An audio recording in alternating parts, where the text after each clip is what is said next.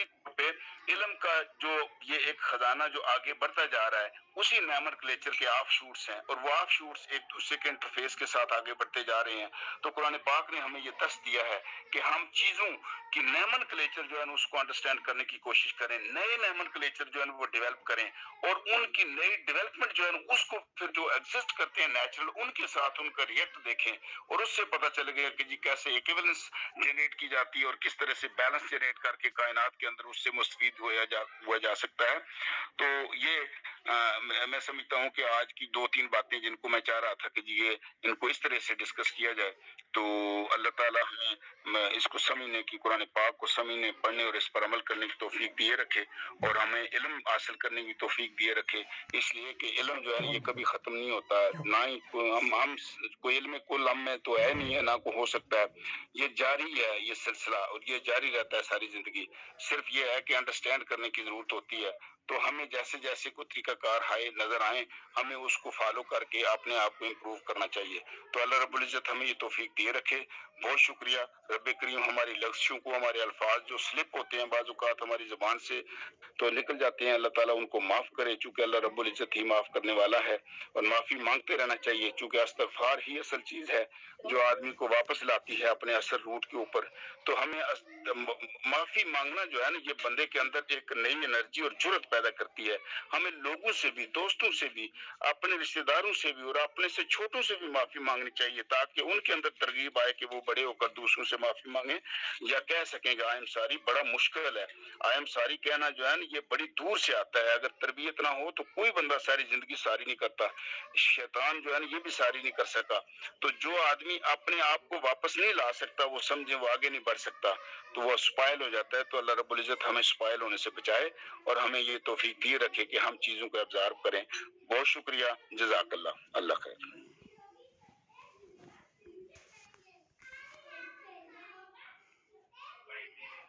ناصر بھائی آپ یہاں پہ ہیں؟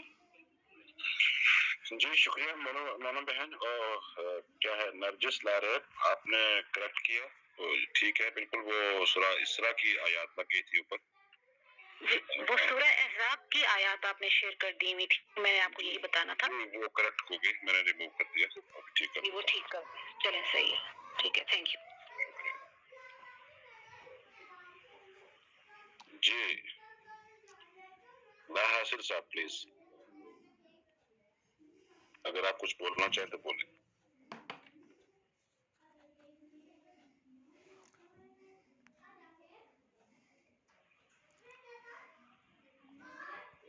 آج کا سیشن چونکہ یہاں ہمارا کمپلیٹ ہوتا ہے، لیکن ہمارے پاس ابھی 18 منٹ باقی ہے اپنا جو ٹائم سیشن ہے، تو اگر کسی بہن بھائی نے نیچے بھی سے بھی کسی نے بات کرنی ہے، مائک ریکویسٹ کر کے اوپر آ سکتے ہیں۔ ناصر بھائی لا حاصل سر نے کچھ بات کرنی ہے، وہ سر آپ ہیں ادھر؟ جی انہوں نے 100 تو دیا، بولا انہیں بات کر سکتے ہیں، مائک ان کے پاس ہے، وہ تو ہوسٹ۔ السلام علیکم۔ 100 کا سائن اس لیے دیا ہے کہ عائشہ یا کوئی دوسرا بول سکتا ہے، میں اتنی لمبی گفتگو نہیں کر سکتا ہوں، پلیز پلیز، شکریہ بہت بہت۔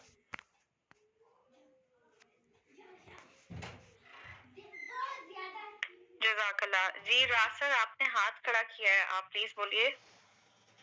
جی بہت شکریہ سب کو، السلام علیکم۔ بس ٹھیک ہے، یہ بات کرنی تھی، شاہد صاحب جو آج کہہ رہے تھے بڑی اچھی ایکسپلینیشن دی کہ انسان کا اور فرشتوں کا جو فرق ہے بتا رہے تھے، وہ بالکل ایسے ہی ہے کہ انسان مطلب ہے کہ ایک نام اگر 2 لوگوں کو بھی دیے جائیں اور اس سے بعد میں پوچھا جائے کہ بھی جو تمہیں بتایا گیا ہے، تو ان دونوں کے ڈفرینٹ جواب ہوں گے، 2 انسانوں کے بھی۔ تو اسی طریقے سے انسان تھا وہ زیادہ لاجیکل ہے، اس کی روٹس اور ڈیپتھ سوچتا ہے، فرشتے وہاں تک نہیں سوچتے، ان کا مقصد یہی تھا۔ تو جیسے کوئی بھی ہے، اللہ تعالیٰ نے پتا فرشتوں کو بھی ہے یہ دنیا میں کیا کیا چیزیں ہیں، لیکن وہ اس کے آگے، اس سے آگے نہیں سوچتے، وہ ان میں ایبلٹی نہیں ہے۔ تو اللہ تعالیٰ نے انسان کو ایبلٹی دی ہے کہ پورے روٹس تک پہنچ جاتا ہے، اور وہ پورا بتا دیا۔ جیسے हजरत मूसा से पूछा एक दफा अल्लाह ताला ने कुरान करीम में वाक़या कि मूसा क्या तेरे हाथ में क्या है, तो मूसा ने कहा मतलब है कि मेरे हाथ में असा है। वो ये भी सिर्फ इतना कह सकता है मेरे हाथ में असा है, यानी कि सोटी है, लेकिन उन्होंने बताया मैं इससे क्या क्या करता हूँ, मैं इसे टेक भी लगा लेता हूँ, मैं ये भी कर लेता हूँ, वो भी कर लेता हूँ। वो हालांकि पूछा नहीं था, तो ये है एक्सप्लेनेशन। तो फरिश्ते फिर बेचारे यहाँ पे जाके चुप हो गए, उन्होंने कहा कि हमें तो वही पता है। क्योंकि आदम ने काम किया होगा, डिस्कवर किया है, एक बात की 4 बातें उन्होंने डिस्कवर की होगी, सारी एक्सप्लेनेशन दी, इंसान में ये क्वालिटी है। तो बाकी ये है कि लेकिन शायद साहब से एक मुझे हंसी आई उस वक्त, एक बात करके सीरी से पाकिस्तान का पूछ बैठे। सीरी होते ही सौ गई। सीरी से 2 दफा पूछा पाकिस्तान का बता, पाकिस्तान का नहीं बता सकती। भाई पाकिस्तान के हालात कौन बता सकता सर? वहाँ तो अल्लाह ताला भी परेशान बैठा। ਇਹਨਾਂ ਦਾ ਕੁਛ ਨਹੀਂ ਹੋ ਸਕਦਾ। सीरी ने की दसना सीगा। तो बस ये बात थी कि सीरी कोई नहीं, पाकिस्तान का कोई नहीं बता सकता सर, वो तो बेचारी परेशान हो गई। चले शुक्रिया।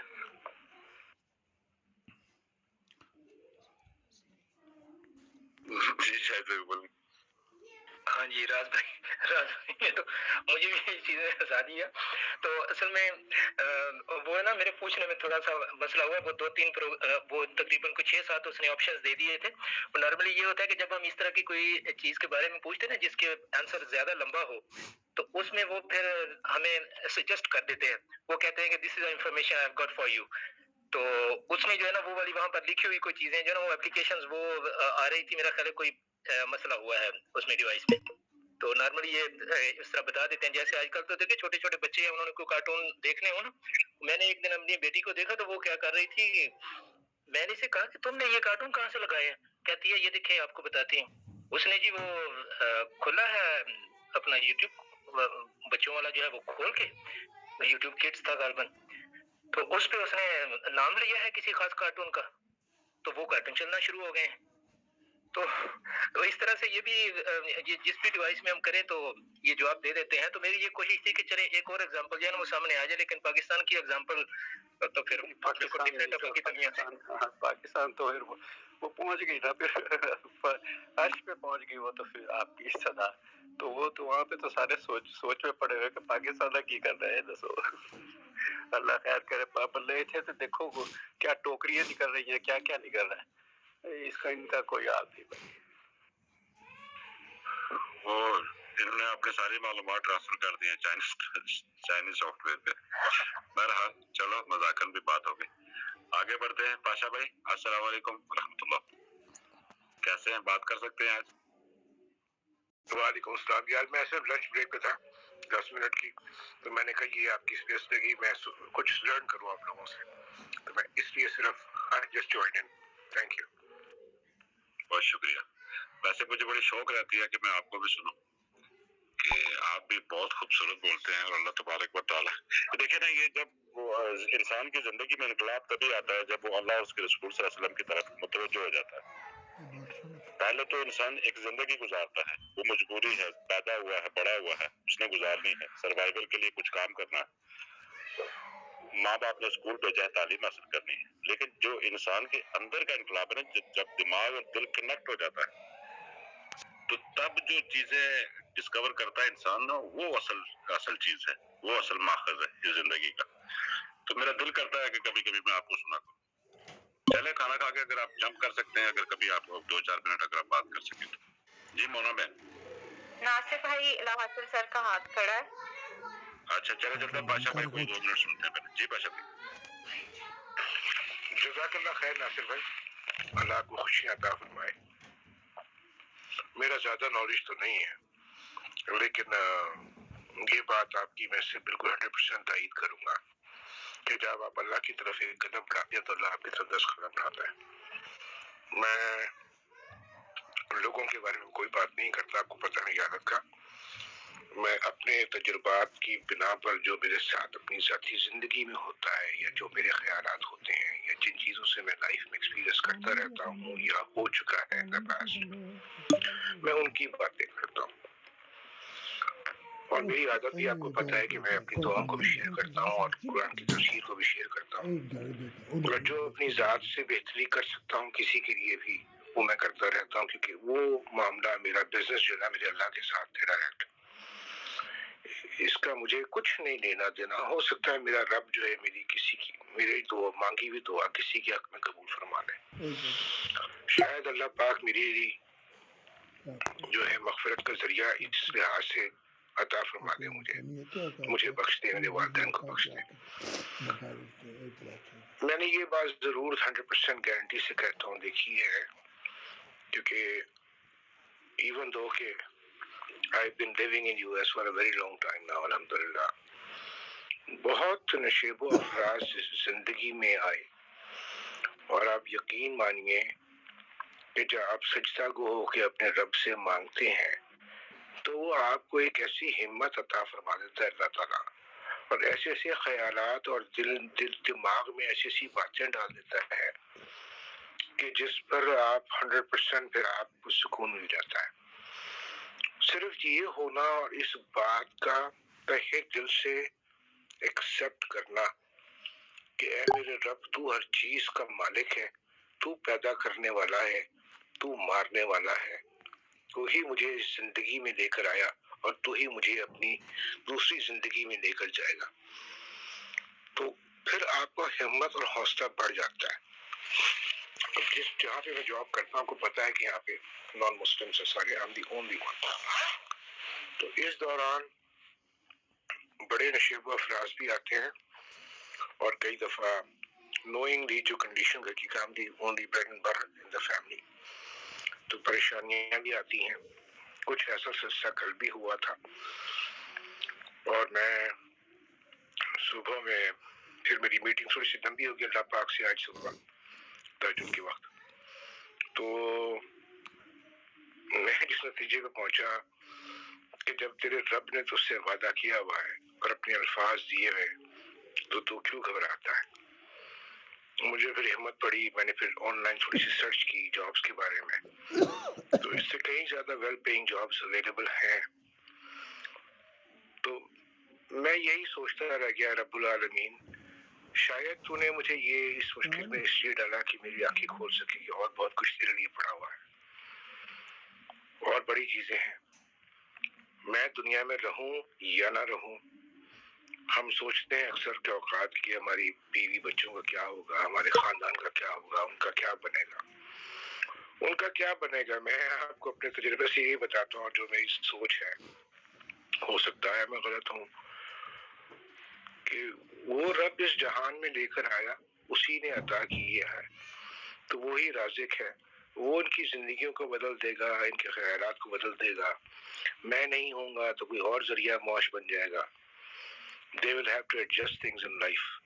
تو as long as we live according to قرآن، اور اس کو باقاعدہ آپ جو ہے اپنے دل میں بیٹھا لیں، اپنی خاموش جس ٹائم جو ہوتا ہے آپ کا quite time when nobody is around، اس میں آپ اللہ سے تسبیح کرتے رہیں تو اللہ بڑی ہمت دیتا ہے. کیونکہ میں کانسٹنٹلی یہ دعا پڑھ رہا تھا کل، جو کہ میں دو سجدوں کے درمیان پڑھتا ہوں، اللہم اغفر لی ورحمنی واہدنی وعافنی وارزقنی، اور یہ میں دعائیں پڑھے جا رہا تھا. اور صبح جب میں قرآن کی تفسیر سن رہا ہوتا ہوں اس وقت بھی میرے دل کے اندر یہ دعا چل رہی ہوتی ہے، تسبیح جس کی میں ہمیشہ اکثر لوگوں سے کہتا ہوں کہ ضرور کریں، کثرت سے کریں. سبحان اللہ وبحمدہ، سبحان اللہ العظیم، استغفر اللہ. آپ یقین مانے میری زندگی بدل چکی ہے. I am not the same guy where I used to be. میں بڑا سخت مزاج کا انسان تھا، اور میں جب اپنے رب سے کنیکٹ ہو گیا تو میں کہوں گا کہ میرے میں 360 ڈگری کا ٹرن اوور آیا میری طبیعت میں. اب میں کسی کو تکلیف میں دیکھتا ہوں تو مجھے الجھن ہوتی ہے، مجھے تکلیف ہوتی ہے، کئی دفعہ میرے آنسو نکل آتے ہیں کسی کی بات سن کر. تو یہ سب اللہ پاک ڈالتا ہے انسان کے ذہن میں. بندے کے بس میں کوئی چیز نہیں ہے، نہ آپ کی عبادت بھی آپ کے بس میں نہیں، اگر وہ نہ چاہے وہ توفیق نہ دے. تو خدا سے ہمیشہ یہی دعا کرنی چاہیے، یا رب العالمین مجھے توفیق عطا فرما کہ میں نیکیاں کرتا رہوں، اس دنیا میں توفیق عطا فرما कि मैं सदका करूं, मरने के बाद फिर क्या होना है। तो इस जिंदगी को बेहतर बनाने के लिए ये बेहतरीन चीज है कि आप सदका करें, चाहे वो आपकी जुबान से हो, माल से हो, किसी मशवरे से हो, किसी अच्छी बात से हो, किसी की खैर आफियत पता करने में हो, इवन के सलाम करने से हो कि सलामती भेजते आप किसी के ऊपर। ये छोटी छोटी बातें होती है। Look at the spaces that we are running around right now. I'm not kidding you. उसमें माँ सिवाय करैक्टर करने की और दूसरे के खिलाफ बात करने की और झगड़े करने की कुछ नहीं पड़ा हुआ। हमें अपनी जात से जो नेकी करनी है। आप और मैं हम कुछ नहीं कर सकते, अपने रब से सिर्फ दुआ कर सकते हैं कि अल्लाह हम सबको तौफीक अता फरमाए कि रब्बुल आलमीन हमारे आखिरी सांस तक जो है ना हमें ईमान की ताकत अता फरमाए, हमें नेकियां करने वाला बनाए, हमें शाकिरीन में से फरमाए, हमें साबिरीन में से फरमाए, हमें देने वाला बनाए। बस ये दुआ करता हूँ। जज़ाकल्लाह खैर। आमीन आमीन या रब्बल आलमीन। अल्लाह तबारक व तआला आपके इल्म में खैर व बरकत दे, आपके तदब्बर में अल्लाह बरकत दे और आपकी कोशिशों को अल्लाह कबूल करे इस जहां में और उस जहां के लिए भी, और आपकी दुआओं को भी अल्लाह कबूलियत बख्शे। हम सब जितने यहाँ बैठे हुए सबकी वजह से, सबकी जितनी भी कोशिश है, काविश है, जो लम्हात यहाँ गुजारे हैं, वो लम्हात की वजह से अल्लाह तबारक व तआला इन लम्हात को कबूल करते हुए हम सब की मुश्किलात को आसानियों में बदल दे और हमें तकलीफों से दूर कर दे और अपनी पनाह में रखे और अपनी आफियत और अपनी हिफाजत में ले, इस जहां में भी और उस जहां में भी। बहुत शुक्रिया पाशा भाई, ब्रिलियंट। हमेशा जब भी आपको सुनता हूँ तो मेरा दिल बड़ा हो जाता है, हौसला मिलता है आपको सुन के। बिल्कुल ऐसा ही है, बिल्कुल ऐसा ही है। जी ला हासिल साहब, अहमद भाई आप बोलिए। अस्सलाम वालेकुम रहमतुल्लाहि व बरकातुहू। मैं एक मुख्तलिफ मौजू पर बोलूँगा कि जो मैंने देखा है कि कल मुझे ग्रुप में जाना पड़ा, जो हमारे डीएम ग्रुप में बने हुए हैं, तो एक ग्रुप में जाना पड़ा। तो वहाँ एक मोहतरम ने रिटन दे दिया। एक तो स्टेटमेंट होती है बोलने वाले, एक स्टेटमेंट रिटन होती है जो उन्होंने लिख लिया कि कुरान में लिखा है, कुरान मजीद में,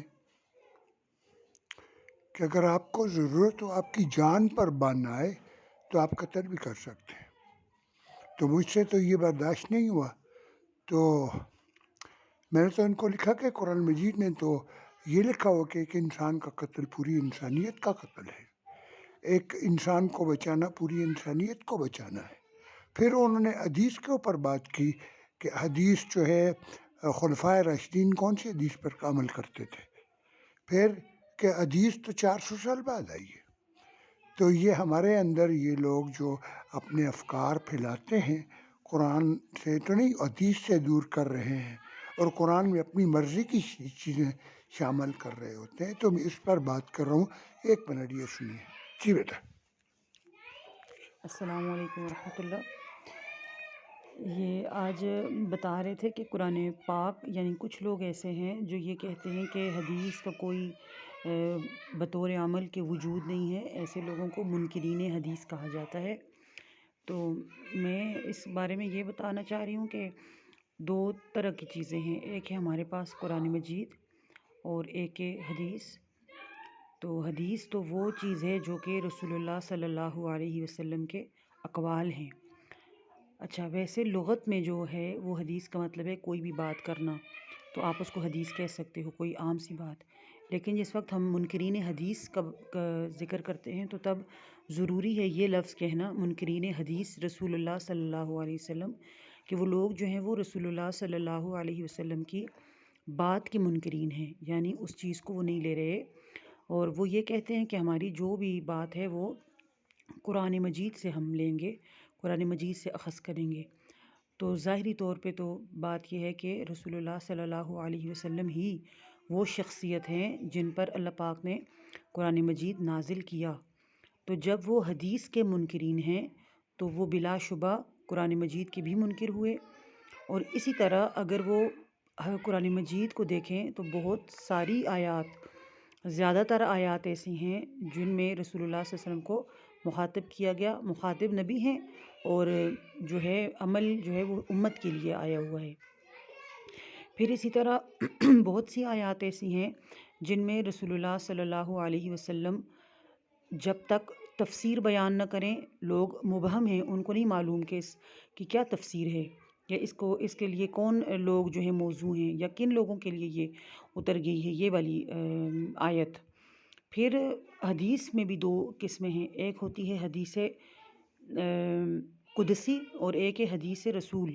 حدیث قدسی جو ہے وہ رسول اللہ صلی اللہ علیہ وسلم کی زبانی اللہ تعالیٰ کا پیغام ہے، اور جو رسول اللہ صلی اللہ علیہ وسلم کے اقوال ہیں، جیسے جوامع الکلم آپ جن کو کہہ سکتے ہیں، یہ کچھ دن میں یہ سنا کرتی تھی ابو سے کہ کوئی صاحب ہیں یہاں پر جو پوری حدیث بیان کرتے ہیں، یعنی جیسے بخاری شریف کی حدیث بھی انہوں نے بیان کی، میں کچھ سنا کرتی تھی، جیسے حدیث عمر بن خطاب رضی اللہ عنہ کی حدیث انما الاعمال بالنیات انما لامرئ ما نوى فمن كانت هجرته الى الله ورسوله فهجرته الى الله ورسوله ومن كان هجرته الى الدنيا فيصابر الیہ، اس طرح کی فیما معنی حدیث ہے۔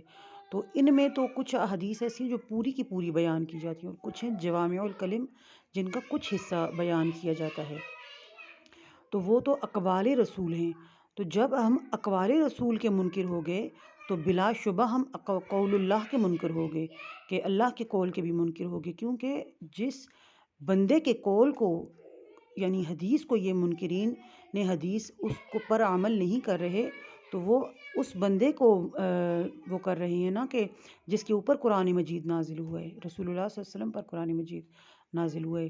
اسی طرح بہت ساری احادیث ایسی ہیں جو ڈائریکٹ جڑی ہوئی ہیں قرآن کے ساتھ، مثلاً کہ حضرت عبداللہ بن مسعود رضی اللہ عنہ کے دور میں، نبی کریم صلی اللہ علیہ وسلم کی زندگی کے دور کے بعد، عبداللہ بن مسعود رضی اللہ عنہ کے دور میں انہوں نے ایک جگہ میں یہ فرمایا کہ لعن اللہ الواشمات والمستوشمات والمتنمسات والمتمرسات، یعنی اللہ پاک نے لعنت فرمائی ہے ان عورتوں پر جو اپنے بھووں کے بال نوچتی ہیں، نچواتی ہیں، یا وہ نیلے سے گڑھ بناتی ہیں یا بنواتی ہیں، یا دانتوں پہ خلاق کرواتی ہیں یا کرتی ہیں۔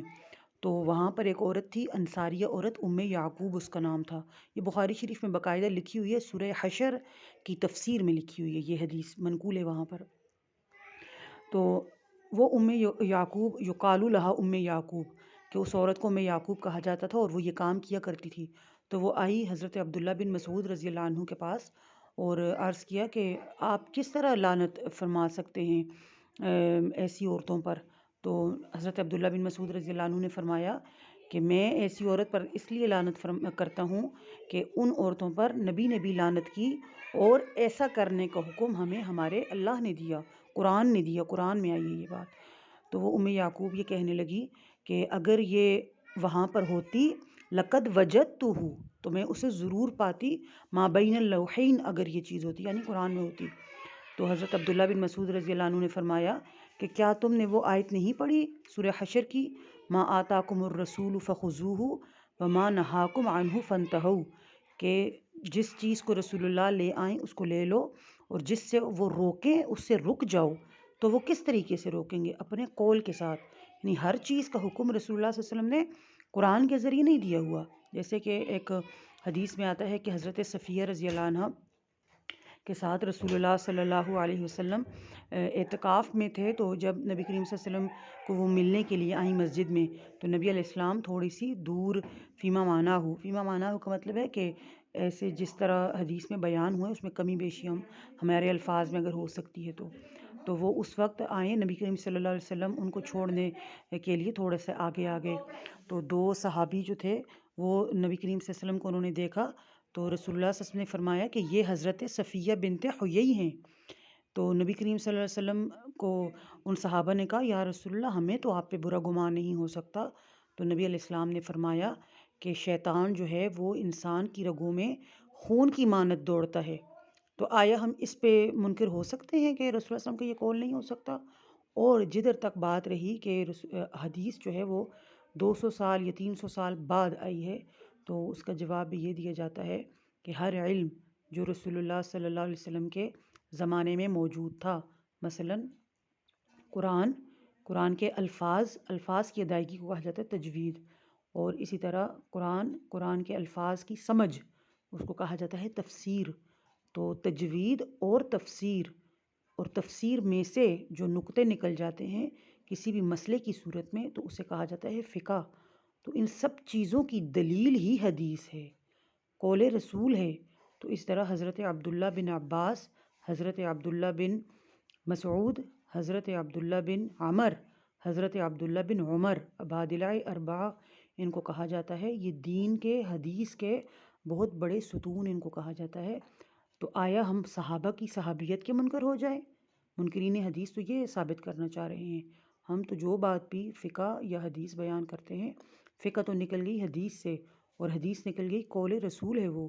تو ہم جب قرآن کے اوپر عمل کرنا یا اس پر یقین رکھنا مانتے ہیں کہ وہ منزل من اللہ ہے اور نازل ہی رسول اللہ صلی اللہ علیہ وسلم پر ہوئی، تو ضروری طور پر ہمیں نبی کریم صلی اللہ علیہ وسلم کے قول کا بھی اتنا ہی پاس رکھنا ہے۔ ہاں یہ ضرور ہے کہ بعض حدیث ہمیں درمیان کے 25 درجوں کے واسطے سے مل گئی، بعض حدیث ہمیں درمیان کے 3 درجوں کے واسطے سے مل گئی، یعنی 3 بندوں کے واسطے سے ہمیں مل گئی۔ جو لوگ حدیث کی کتابوں سے واقف ہوں گے وہ ضرور جانتے ہوں گے کہ حدیث کے اساتذہ میں جیسے حضرت امام بخاری رحمہ اللہ کی حدیث ایسے شروع ہوتی ہے، حدثنا محمد بن ابی بکر او حدثنا محمد بن اسماعیل البخاری سے لے کر 25 درجے ہیں جہاں پر قال رسول اللہ صلی اللہ علیہ وسلم ملتا ہے۔ تو حدیث کی کتابیں اتنی مستند ہیں الحمدللہ صحیح ستہ کہ وہاں پر کوئی بھی موضوع حدیث نہیں رکھی ہوئی۔ موضوع کا مطلب من گھڑت حدیث کوئی بھی نہیں ہے۔ تو منکرین حدیث کے لیے یہ چیز ایک تماچا ہوتی ہے کہ اس کا مطلب ہے وہ اسلام کے ہی مخالف ہیں اور اسلام کو ہی نہیں مان رہے دوسرے الفاظ میں۔ آخر الدعوانا الحمدللہ رب العالمین۔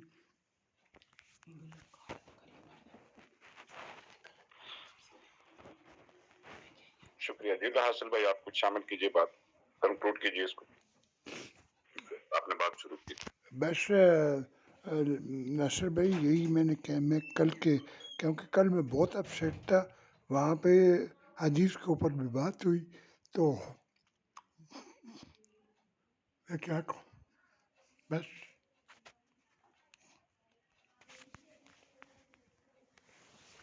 جی میں آپ کا درد سمجھ سکتا ہوں، بالکل ٹھیک ہے، ایسے یہ محبت میں ایسا ہوتا ہے، تکلیف ہوتی ہے۔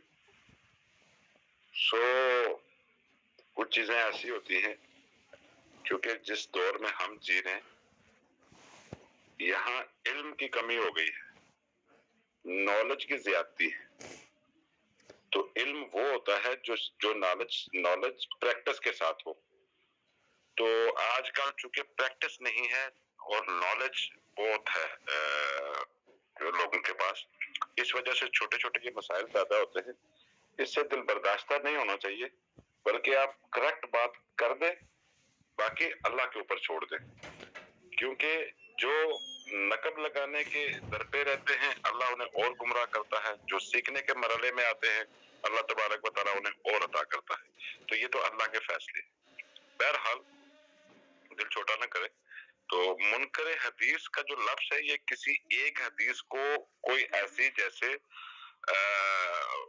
منصبہ نبی فقتلوہ جیسے یہ قصور ہوئی تھی پچھلے دنوں میں تحریک لبیک کی وجہ سے، تو بہت سارے لوگوں کی رائے ہے کہ یہ موضوع ہے۔ اب چونکہ وہ 2 جگہوں پہ ملتی ہے کہ یہ حدیث موجود ہے اور وہ حضرت علی کے قول سے، اور وہ بھی صحیح ستہ کی کتابوں میں موجود نہیں ہے یا ایتھنٹک حدیث کی بکس میں نہیں ہے، چونکہ اس کے اوپر پورا ایک مسلک کھڑا ہے اور پاکستان میں وہ مسلک سب سے زیادہ تعداد میں ہے۔ ایک فتنے کا احتمال ہے، لیکن حق بات جو یہی تھی کہ وہ موضوع تھی۔ تو اگر اس طریقے کے معاملات ہو جائیں تو پھر وہ منکر حدیث کا زمرہ نہیں آتا، بلکہ اس میں تصحیح کرنی چاہیے اور ریویو کرنا چاہیے کہ جو چیز قرآن کے خلاف چلی جاتی ہے ایسی روایتوں کو رسول کریم صلی اللہ علیہ وسلم سے منسوب کرنا ہی ان پہ بہتان باندھنا ہے، تو یہ اس سے بڑا کرائم ہے۔ اللہ تبارک و تعالیٰ میں سیکھنے اور سمجھنے کی توفیق عطا فرمائے اور ہدایت کے راستے پہ رکھے۔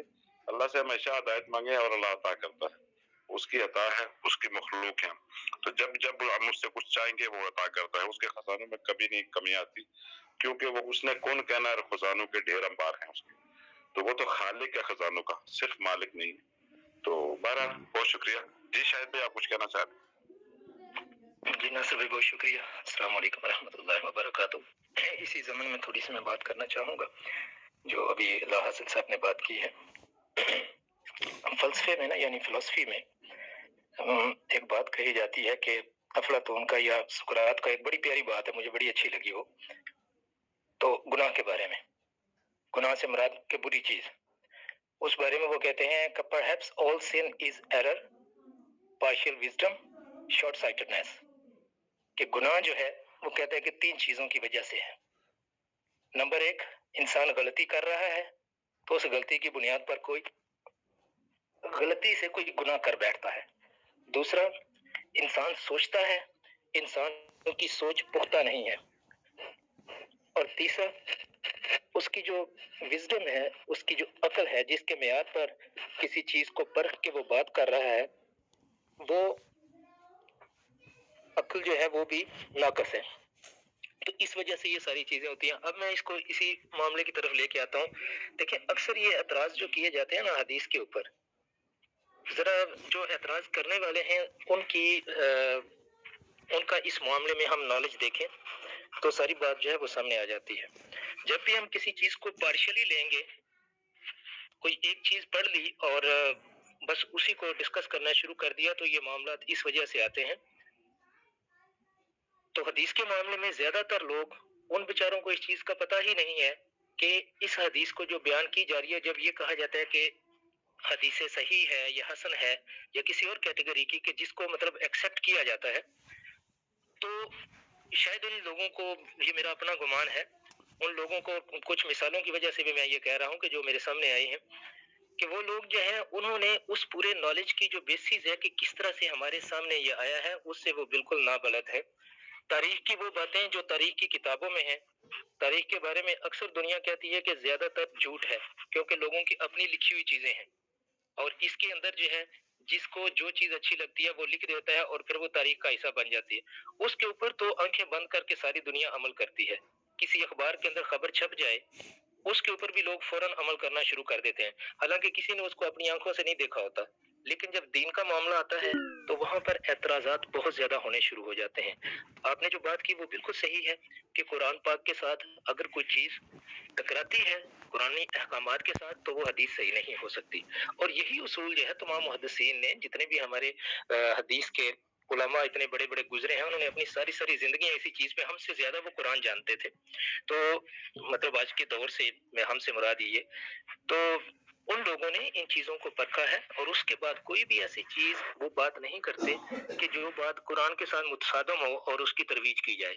تو میرا خیال ہے ہم لوگوں کو یہ چیز بہت احتیاط میں کرنے کی ضرورت ہے کہ کسی بھی ایسے بندے یا کسی بھی ایسے گروہ کے زیر اثر آنے سے پہلے کہ ہم ان کی باتوں کو اس طرح سے ماننا شروع کر دیں اور حدیث کے اوپر اعتراضات شروع کر دیں, پہلے ان کو اچھی طرح سے ہم سمجھ لیں اس حدیث کا مطلب کیا ہے. اور اس کا مطلب دیکھیں, مطلب بھی مختلف زمانوں کے اندر لوگ پھر مختلف لے لیتے ہیں. ہو سکتا ہے ہمارے سمجھنے میں غلطی ہوئی ہو, تو اس ضمن میں ہمیں تھوڑا سا پہلے اس کا نالج حاصل کرنا چاہیے, اور پھر کوئی اعتراض جو ہے نا وہ کوئی حدیث کے جو عالم ہیں ان کے ساتھ جا کے تو اس کو ڈسکس کریں. اگر پھر بھی وہ سیٹسفائی نہیں ہوتے تو پھر کوئی بات کرنا بنتا بھی ہے, لیکن بات کیے بغیر کسی سے اور ڈسکس کیے بغیر ایک چیز کی ترویج جیسے آج لوگ کرتے ہی چلے جاتے ہیں کہ بس یہ ہمیں تو قرآن ہی کافی ہے, قرآن کو کیسے سمجھ سکتے ہیں یہ لوگ حدیث کے بغیر. تو یہ چیزیں جو ہیں یہ ہمیں بہت احتیاط کرنی چاہیے. بہت شکریہ. شکریہ شاہد بھائی, بالکل ایسے ہی ہے, ٹھیک بات کی آپ نے, اللہ آپ کو جزائے خیر دے. میرا نقطہ نظر تھوڑا سا اس سے مختلف ہے شاید, لیکن اگر کوئی غلطی ہوئی تو معاف کیجیے گا, اللہ بھی معاف کرے. ایسا ہے کہ جو قرآن کا تعلق ہے نا, اگر آج کے اس زمرے میں آج کے زمانے میں دیکھتا ہوں کہ وہ چیزیں کہاں فٹ ہوتی ہیں. قرآن کے جو احکامات ہیں نا ان کا تعلق حکومت وقت سے ہے, اگر آپ اس کو غور سے دیکھیں گے, کیونکہ حکومت کا جو تعلق ہے, حکومت کرنے والے جو لوگ ہوتے ہیں ان کے لیے انصاف پہلی سیڑھی ہے, پہلا قدم ہوتا ہے. تو انصاف قائم کرنے کے لیے آپ کو مذہبی پیشوائیت اور روحانیت دونوں کو سائیڈ لائن رکھنا پڑے گا. تو ہمارا جو مذہب ہے ٹوٹل اس کی 2 بیسکس ہیں. ایک مذہبی علماء کی طرف سے جو ہمارے پاس آج تک جو لٹریچر میں چیزیں موجود ہیں یا ٹرانسلیشن میں جو ہمارے سمجھ میں آتی ہیں, वो है, और दूसरा रूहानियत है। एक यानी मजहबी पेशवाइयत हो गई और एक रूहानियत हो गई। ये जो रियासतें होती हैं, जो इस्लामी रियासतें हैं आज के दौर में, इनको फैसले और इनको अपने काम जो है कुरान के मुताबिक चलाने चाहिए।